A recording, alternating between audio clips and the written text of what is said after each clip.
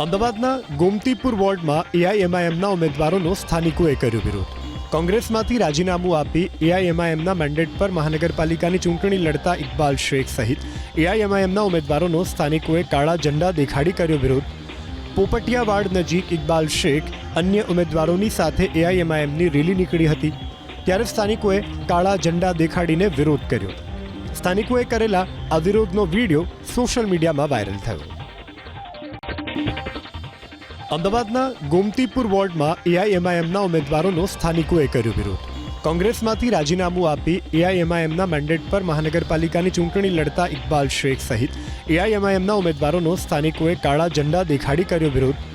પોપટિયાવાડ નજીક ઇકબાલ શેખ અન્ય ઉમેદવારોની સાથે એઆઈએમઆઈએમની રેલી નીકળી હતી, ત્યારે સ્થાનિકોએ કાળા ઝંડા દેખાડીને વિરોધ કર્યો. સ્થાનિકોએ કરેલા આ વિરોધનો વિડીયો સોશિયલ મીડિયામાં વાયરલ થયો.